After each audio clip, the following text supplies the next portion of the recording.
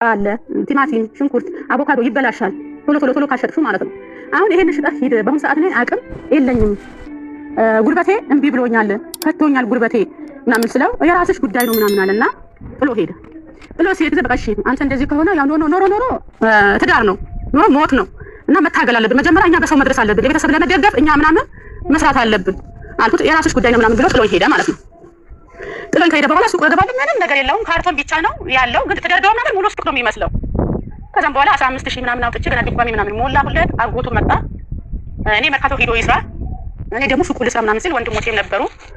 የጉራጌ ቀመጥ አንተ ወጣ ስራ አንቺ እዚህ ስሪ አንልም። ተስማምታችሁ ከሰራችሁ ስሩ እሱ ወጥቶ ይስራ። ካልሆነ የኛ ፍርድ ደግሞ ሱቁ ይስራበት ነው። ያልማውም ያልፋው ሱቁ ይስራበት አሉ። ያው ከቤተሰብ ማጥፎጪ ከሽማግሌ አጥፎጪ እሺ ብዬ ተውኩት ማለት ነው። እኔ ደግሞ የራሴ ስራ ጀመርኩ። የራሴ ጀበና ምናምን ወደ አገና የሚባል ቦታ አው እየሰማሽኝ ነው። ወደ አገና የሚባል ቦታ ሲቲና በደንብ እየሰማሽ ነው። 4900 ሰዎች ሁሉ እያዳመጠች ነው። ሴቶች ካንቺ ይማራሉ ብዙ ሴቶች እና የራሴ ስራ ጀመርኩ። አገና የሚባል ቦታ የ3 ቀን መንገድ ነው ከአዲስ አበባ። እኔ የቦጀባር ልጅ ነኝ።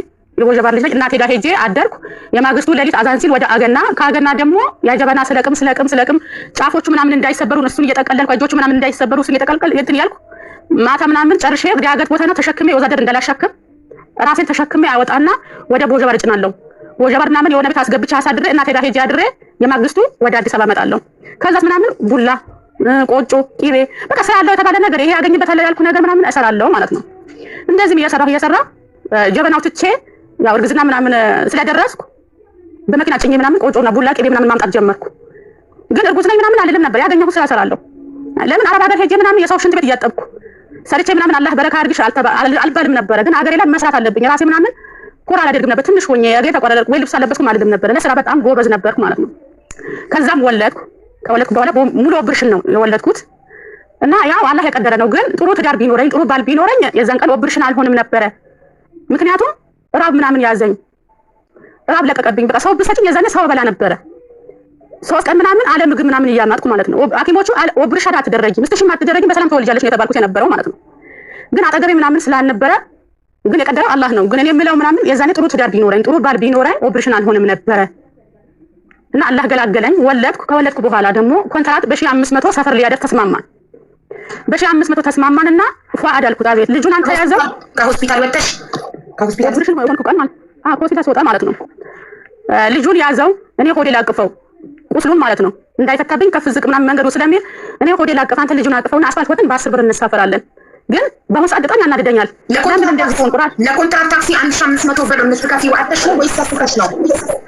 ሰስቼ በዛ ደግሞ የሆነ ነገር ይገዛልኛል ተብዬ ሰስቼ ነው ታውቂያለሽ። ለቤቴ ይተርፈኛል። ራስሽን እየበደልሽ ነበር ማለት ነው። ለትዳርሽን ለማቆም ራስሽን እየበደልሽ ነበር። በኦፕሬሽን ወልደሽ ሆስፒታል የኮንትራት ታክሲ ሆስፒታል ወጥተሽ 1500 ሪያል 1500 የኢትዮጵያ ብር ላለመክፈል ችግራችን ይብሳል ብለሽ ለትዳርሽ አስቀርተሽ አንቺ ግን በ10 ብር ታክሲ ቁስልሽን ሆድሽን አጥፈሽ ሄድሽ ማለት ነው።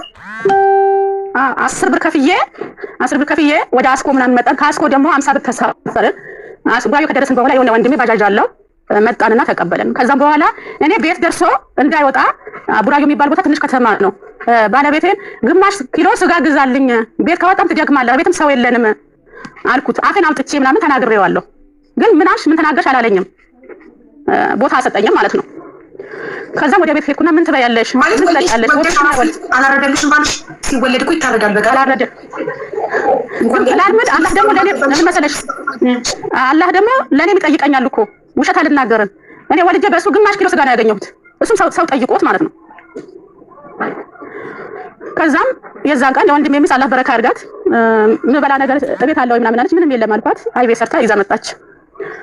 እናም ደግሞ እናቴ በደንብ መረቀችኝ። አራስ በቃ ሁሉም ነገር በአንድ ሙሉ መኪና ጭና እናቴ መታረደችልኝ። እናቴ አልኳት በቃ ሁሉም ነገር አመጣች። ቡላ ቆጮ፣ የጎመን ክትፎ ምናምን በቃ ብዙ ነገር ምናምን ይዛ መጣችና እናቴ አልኳት አትረጂ የመጨረሻ ልጅ ቤት እኔ ነኝ። ሁላችንም አዲስ አበባ ነው። 2 እህቶች ነው ገጠር ያሉ። አስም አለባት፣ ደም ብዛት አለባት። ሲያስላት ፊንጢጣ ወደ ውጪ ይወጣ ነበር። እኛ እስከምንደርስ ድረስ በዛ ትታከማለሽ። እኔ ይሄን ካመጣሽ በቂ ነው አትረጂ ምናምን አልኳት። ባልሽ በጎመን መጣች አይለኝም ምናምን ብላ እናቴን አርዳ አረሰችኝ። ግን ምን አለችኝ? ሲት ያለችኝ አቤት አልኳት። አላህ ነግሯታል ለሷ ማለት ነው። ከዚህ በኋላ ላልመርቅሽ እችላለሁ አለችኝ እናቴ። ምን አለችኝ? አራስ ስትወጪ ቁስልሽ ላይ ደርቅ ይችላል፣ ገጠር ትመጫለሽ፣ ልጅሽ ወተት ይጠጣል አለች እናቴ። ሄደች። በወለድኩ በ15 ቀን ድንገት ምናምን አጣኋት እናቴ። ግን ሐሙስ ቀን ቅዳሜ ቀን ልትሞት እሑድ ቀን ልትሞት ቅዳሜ እናቴን ደወልኩላት። ምን ትለኝ ነበር አቡዬ? በቃ እኔ ስቆሽሽ እናቴን አይመቻት ነበረ። ከሚገርምሽ ሹሩባ ስትሰራ ጊዜ እናቴ ጭንቅላት ተስመው ነበረ። ለኔ ዓለም በሙሉ ሁሉ ቢሰበሰብ የኔ እናት አለች አልልም ነበር። እናቴ በጣም ጥሩ ነበረች። በቃ ቅዳሜ ቀን ደወልኩላት። እሷን እንደምትሞት ነገረችኝ። ያ እሞታለሁ አላለችኝም። ሲቲ ከዚህ በኋላ እኔ ምንም አላደርግልሽም፣ ከዚህ በኋላ ኖርኩም አልጠቅምሽም፣ እናቴ ልንገባብሽ አላህ ያስቀምጥሽ ብዬ ሳለስበት በቃ ውጪ ነው ምናምን አለች። በእኛ ሀገር በጉራጌ አወዶ የሚባል ገብስ አለ። ቪታሚን ገብስ ነው። ብርሽም ሆንሽ ወይ ከተሰበሽ የምትጠገኝበት። ልጄ ትመጣለች ብላ ቡላ አዘጋጅታ አርሳታለሁ። ግን ድጋሚ እንድታረሰኝ ማለት ነው። ቡላ አስቀምጣ ገብስ ምናምን አዘጋጅታ እና እናቴ ስደውልልኝ ሌላ ጊዜ ምናምን አልመጣም ብያት አላውቅም። በደወለችኝ ሰዓት ናፈሽኝ ባለችኝ ሰዓት እሄዳለሁ። ግን የዛኔ ምን አልኳት መሰለሽ? ነይ ስትለኝ ቁስልሽ አይደቅም ስትለኝ እናቴ አልመጣም አልኳት። በቃ የእሷ የሆነ ጃኬት ገዝቼ የሆነ የምትወደው ጃኬት የከሌ ለብሶታል ምናምን ስትለኝ የሚሄድበት መሳፈራ የእናቴ እሱን ጃኬት እልክላታለሁ ከማለት አልመጣም አልኳት። ግን ቅዳሜ ማታ ምናምን እሻ ተሰግዶ መህር ተሰግዶ እሻ በደረሰበት ሰዓት ደወልን። እናቴን አፈቀችኝ አልኳት። ጎረቤቴ እናቴ የሆነ ልቤ ይጨናነቀኛል፣ እናቴን ካልደወልኩላት ድምጿን ካልሰማሁላት ሰላም አላገኝም ብዬ የአስር ብር ካርድ ሞልቼ እናቴን ደወልኩላት። ስደውልላት ደህና ነኝ ምናምን ምንም አልሆንኩም ምናምን አለች። እሑድ ቀን ደግሞ አራሳት ነፍሷ ወጣ።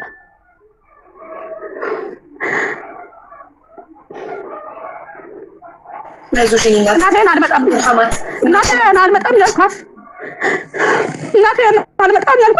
ሞታ ምናምን ልቀብራት ሄድኩ ማለት ነው። ግን እናቴ ከሞተች በኋላ ብዙ ነገር ደርሶብኛል። እናቴ ከሞተች በኋላ እንደ የልጄ ጊዜ ኦፕሬሽን ሆኜ በህልም አየች። እኔን አልነገርኳትም። እናቴ ኦፕሬሽን እንደሆንኩ አልነገርኳትም። ግን እናቴ በህልሟ ላይ ታወቀች ኦፕሬሽን እንደሆንኩ። ግን እሷ ከሞተች በኋላ 4 ኦፕሬሽን ሆኛለሁ። ግን እናቴ ኖርሽና ቁስሌን አንዴ ብትይልኝ ይመመኝ ብትይ እንደሌላ ጊዜ እሷ ከሞተች በኋላ ብዙ ነገር ሆኛለሁ። ውስጤ ሞተ።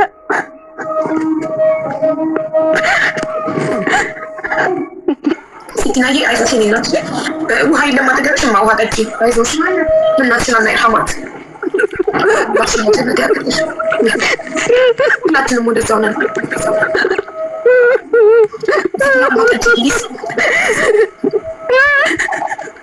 አይዞሽ ልጆችን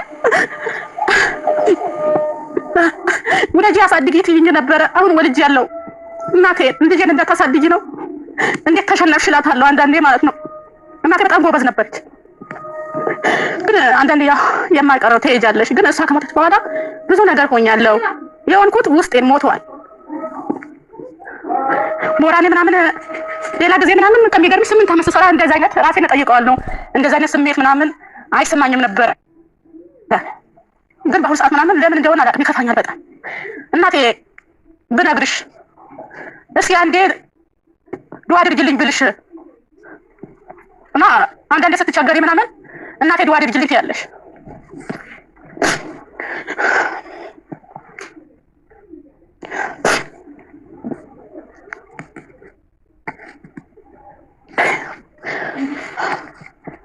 እና አንዳንዴ ሲከፋሽ ወይ ደግሞ ሀጃ ሲገጥምሽ ምናምን ደውለሽ እናቴ ዱዓ አድርጊልኝ እንደዚህ ሀጃ አለብኝ ትያለሽ። ግን በአሁኑ ሰዓት ደግሞ ሀጃም ቢኖርብኝ ቢከፋኝ ምናምን ዱዓ አድርጊልኝ ምናምን የሚለው የለም። እናቴ ለማን ጥልክ እኔ እሷን ሞቷን አታሰየኝ ለው ነበረ። እሷን ብዙ ጊዜ ያማታት ያ ረቢ የእሷ ሞት እንዳታሰኘኝ ቀድመህ ለኔ ውሰድ፣ እሷ ከሞተች እኮ ለኔ ምንም የለኝም እላት ነበረ ለእናቴ ማለት ነው።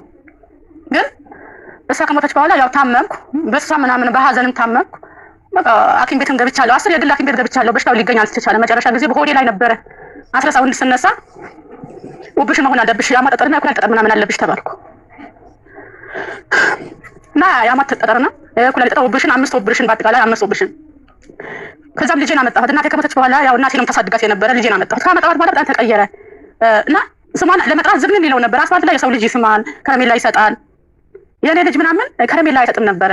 ልጁን አዝላ ትወጣለች፣ የራሱ ልጅ አዝላ ወንድሟን አዝላ ስትወጣ ለልጁ ከረሜላ ይሰጣል፣ ለሷ ከረሜላ አይሰጣትም ነበረ። በዛ ሰዓት ደግሞ ይሰማኝ ነበረ እናቴ ብትኖሪ እና ልጄስ ለማን ጥለሽ ትናንትና ውለጅ ያሳድግልሻለሁ ትይ አልነበረም ወይ? እስኪና ልጅሽ የዛኔ ስንት ዓመቷ ነው ማለት እሱ ያው እንጀራ አባቷ ነው። ሱቅ ልጅሽን አዝላ ልጃችሁን የእናንተን አዝላ ሱቅ ሄዳ ለእሱ ከረሜላ ሶስቷን ዝም ሲላት ስንት ዓመቷ ነበር? የስንት ዓመት ልጅ ሆና ነው? አሁን የ8 ዓመቷ የ8 ዓመት ልጅ ሆና ነበር ልጅ የምታዝለው። አንዳንዴ ያው እኔ ልብስ ለማጠብ ምናምን አዝላትና ያው ብዙ ትምህርት ቤት ሄዳለች እንደምንም ብዬ ከአረብ ሀገር ያመጣሁት ልብስ እያሸጥኩ ምናምን እናስተምራ ስል የሰው ልጅ አላስተምር ምናምን አለኝ። እኔ ደግሞ የበላይነት ይሰማዋል ከማለት የበላይነት እንደንት እንዳለ ሱቁ የራሴ ነው፣ አረብ ሀገር የተቃጠልኩበት ነው። በሱቁ ምናምን አምጣ አልልም ነበረ። ጎረቤት ይወደኛል፣ ሰፈሰው ይወደኛል። የበላይ ሆነች ብሎ እንዳይሰማው ማለት አንቺ አረብ ሀገር ለፍተሽ በከፈትሽው ሱቅ አብራችሁ ስለምትቆሙ እሱ እሷ ስለከፈተችው ነው ብሎ እንዳይሰማው ከሱቅ ምንም ነገር ሰው ቤት መጥፋት ነበር። ምን ነበር ሱቁ ሲቆምበት ነበር።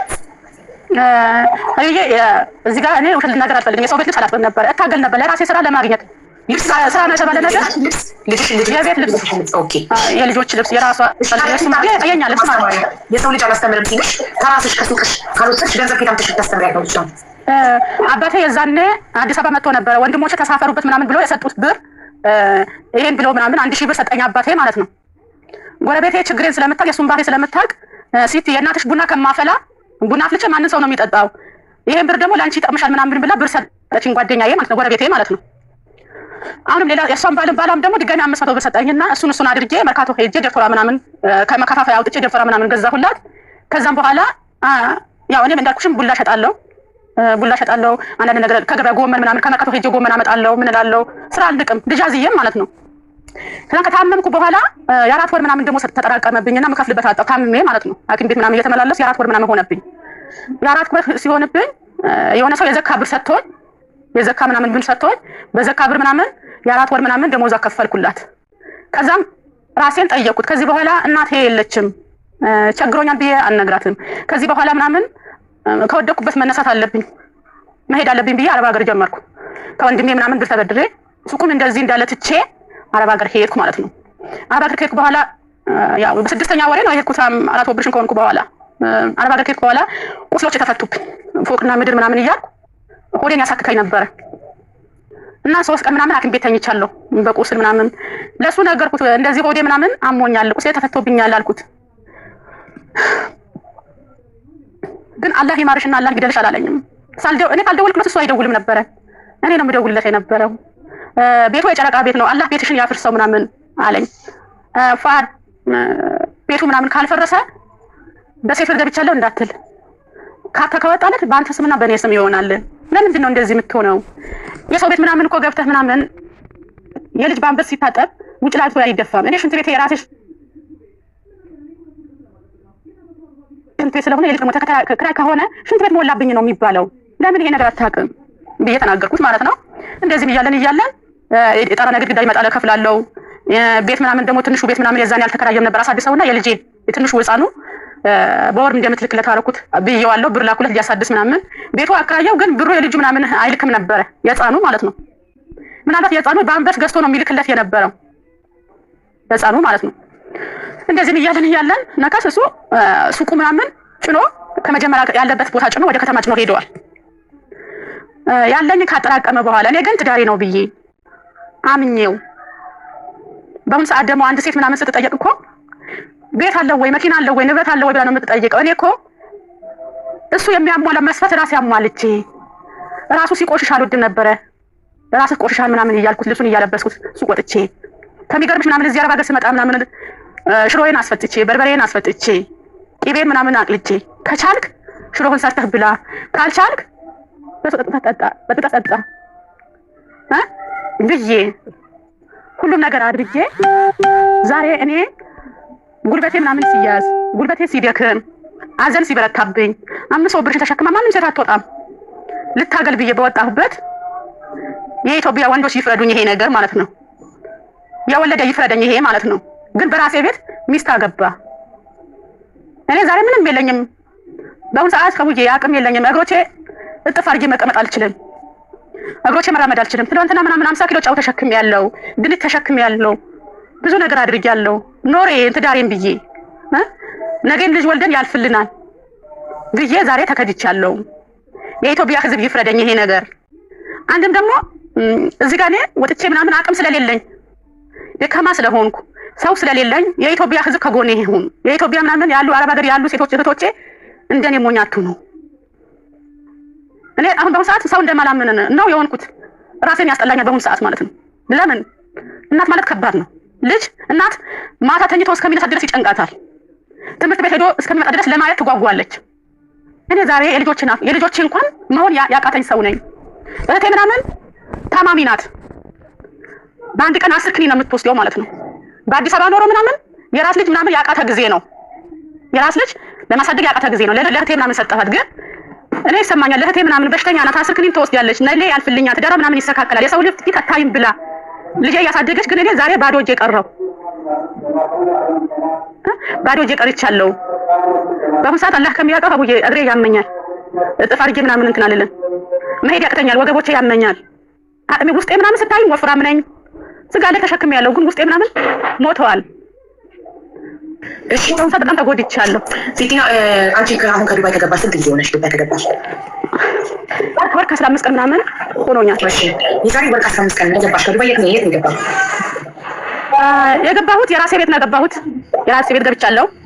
እሺ ይሄ ጥያቄ እንኳን ጠየቅሽኝ ማለት የራሴ ቤት ገባሁ። ወንድሞችን ሰበሰብኩ።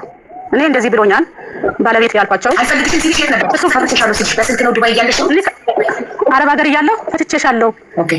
እኔ ግን አልደወለልኝም። እኔ ደውዬ አካውንት ስጠኝ ስለው ያወጣሁት ምላስ አላስገባሁትም። ትናንትና እሱ ምንም ነገር አልነበረውም። አረብ ሀገር ምን ትሆናለች ምናምን አላለኝም።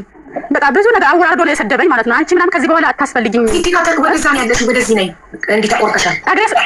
እግሬ ምናምን ስላመመኝ እግሬን ዘረጋሁት። ለዛ ነው እና ትናንትና እሱ ምንም ነገር አልነበረም። አላህ በሚያውቀው የሚለብሰው ልብስ አልነበረውም። እቁብ ገብቼ ልብስ ገዝቼለታለሁ።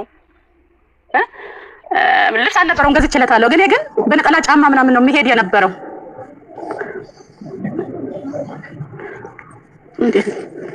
አሁን ጥሩ ነው። በነጠላ ጫማ ነው የሚሄድ። ጫማ ይሰፋልኝና በነጠላ ጫማ ምናምን ነው የሄደበት። የራሴ ምናምን ጫማ ነበረኝ። የሱ ቀያይ ጫማ ነበረ። የሆነ ጊዜ ነጠላ ጫማ ገዝቶ አንቺ አትለብሽውም ብሎ በቢላ ቆረጠው። ለማንም አልተናገርኩም። አሁንም ደግሞ እንዳልኩሽም የፈታኝ አረብ ሀገር ነው ፈትቼሻለሁ ምናምን አለኝ። ጓደኛ የደወለችለት ሁለተኛ በስልክን እንዳትደውል እኔ አልፈልጋትም ብሎ አላት። ተነስቼ ከመጣ በኋላ ቤቴን ገባ። እመጣለሁ ብዬ ለማንም አልተናገርኩም። ቤቴ ከገባ በኋላ ወንድሞቼ ነገር ማታ ምናምን ከስራ መጣ። እሱ አይ ፈትቼሻለሁ በ3 ብሎኛል። ይሄ ነገር አንዱ ውስጥ ፈልጌ ያመጣው ፈትቼሻለሁ ካለ እንዴት አንድ ላይ አንድ ቤት እናድራለን አልኩት። አይ ሌላም ውስታዝ ምናምን ከኛ በላይ የሚያውቁ ውስታዝ ይጨመር ምናምን ተባለ። ውስታዝ ተጨመረ። የማግስቱ ማለት ነው። ምን አለሽ? በ3 ፈትቼሻለሁ።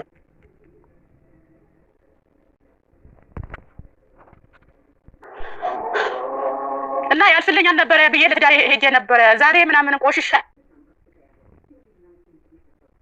በዝቶብኛል፣ ሀዘን በዝቶብኛል እና አግብቻለሁ ምናምን ብለዋል። ለካ ነው የሚውጡኝ ምናምን ብለው ፈታኝ በ3 ነው አይሰማሻለሁ አንተ ፈትቼሻለሁ ምናምን ብለዋል። ወይ በ3 ፈታውሻለሁ እና በ3 ከሆነ ትቆራረጫለሽ። ምን ታረቁ፣ ይሄ 2 የቀረኒ ካለ ታረቁ ምናምን ተባለ። የሆነ ሰው ደውሎልኝ ለመዝጋት ነው።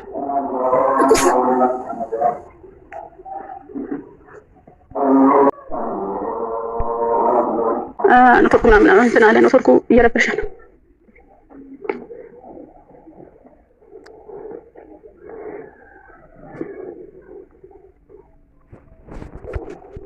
ሁለት ቀሪ ኒካ ስላለ ታረቁ ተባለ። ታረቅን።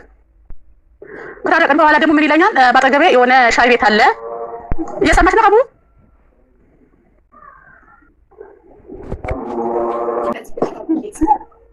ታረቁ ተባለ። ታረቀን። ባጠገቤ የሆነ ሱቅ አለ። ዱቄት ምናምን አውርደን እንሽጥ፣ ዱቄት እንሽጥ። እሺ ምናምን ያ 100 ሺህ ብር ነበረ። እሺ ምናምን ችግር የለም አልኩት። ከዛ ቤት ውስጥ ምናምን እሺ ምን እንዳልኩት ቤት ውስጥ የሆነ ዕቃ አገኘሁ። መጀመሪያ የመጣ ምናምን የሴቶች ዕቃ ምናምን ነበር፣ ሴት የምትጠቀምበት ዕቃ ምናምን ነበረ። ሰብስቦ ምናምን እያወጣ አየሁት። ሽማግሌ አይቷል የዛኔ። እኔ ግን አልተናገርኩም፣ ዝም አልኩ። እየሰማሽ ነው አቡዬ? የሆነ ሱቅ አለ፣ ብር ካለሽ እንስራ ምናምን አለኝ። አጋጣሚም ደግሞ መጀመሪያ የሴት ዕቃ ነበረ፣ አወጣ። ድጋሚ ደግሞ ዕቃ አገኘሁ ሴት የምትጠቀምበት። ወንድሙ 13 ዓመት የሚሞላ ወንድም ቤት ውስጥ ነበረ። ወንድሙ አጋጣሚ ይሄ ነገር የምንድን ነው ምናምን ብዬ ስጠይቀው የፉአድ ነው አለኝ። ፏድ እኮ ይሄ ነገር አይጠቀምም የሆነ ሰው ይገባል አልተባለም ወይ ቤት ውስጥ ምናምን ተባልኩ አልኩት ለሱ ማለት ነው። አዎ ይቃብ ለባሽ ትገባለች ቤት ውስጥ ዘመድ ነን ምናምን አለን ግን እሷ ስትመጣ ውሃ ሙቅ ይሄን ስራ ነው የሚሉኝ ልቀመጥ ምናምን አይሰጡኝም አለኝ ማለት ነው። አጋጣሚ እሱም ህይወቴን አትበጥብጭኝ ህይወቴን እየመራሁ ነው እኔ ህይወቴ እየመራሁ ነው አትበጥብጭኝ ብሎኛል በስልክ። ሰፈር ላይ ስገባ እንዳገባ አባቱ መጥቶ ምናምን ቤቴ ላይ ምናምን ኒካ እንዳሰሩ ይቃብ ለባሽ ምናምን ቤት ላይ ምናምን ማታ ያመጣታል ለሊት አቅፎ እንደሚያወጣት ተነገረኝ። ከዛም ለሱ ልፈትነው ፈተና ልፈትነው በፈተና ያው እንዳልኩሽም ቆጮ ሰራለው ቡላ ሰራለው ስራ ሰራለው ባለ ብር 100,000 ብር አለኝ።